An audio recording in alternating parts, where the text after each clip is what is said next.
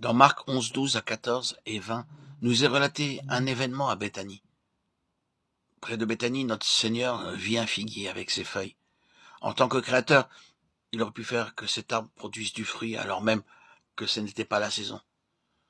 Dans notre nature pécheresse, aucun de nous n'a le pouvoir de produire du fruit. Ce n'est que lorsque nous recevons la parole de Dieu que nous pouvons produire du fruit. Dans la Bible, la nation juive est comparée au figuier. Mais à cause de leur rébellion, ils restèrent stériles.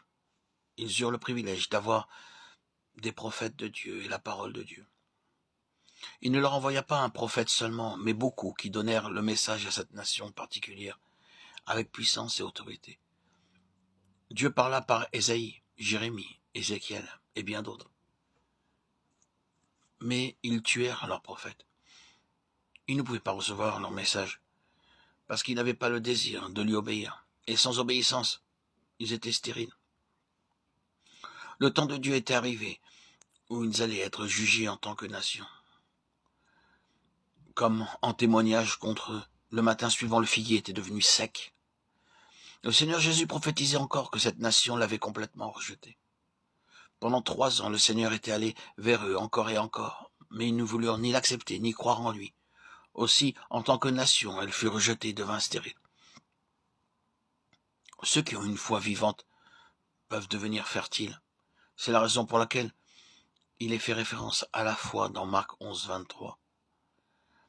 Notre Seigneur cherchait à montrer que ce n'est que par une puissante foi vivante que nos vies peuvent être triomphantes, nos foyers heureux, et notre Église, une Église vivante.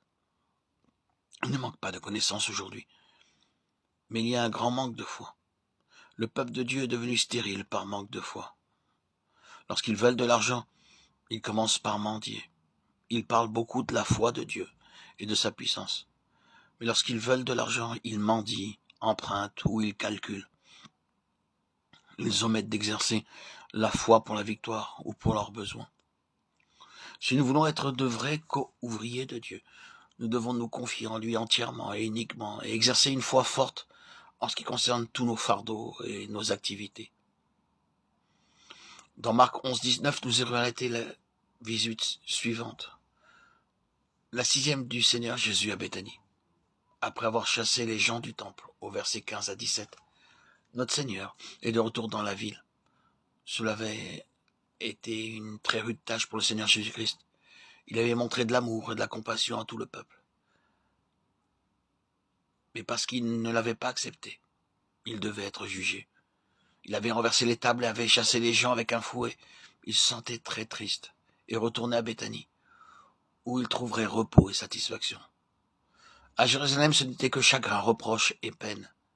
Mais à Béthanie, il savait qu'il y avait un petit groupe qui lui donnerait un réel repos et de la satisfaction. Parfois, nous nous sentons très fatigués, épuisés et seuls.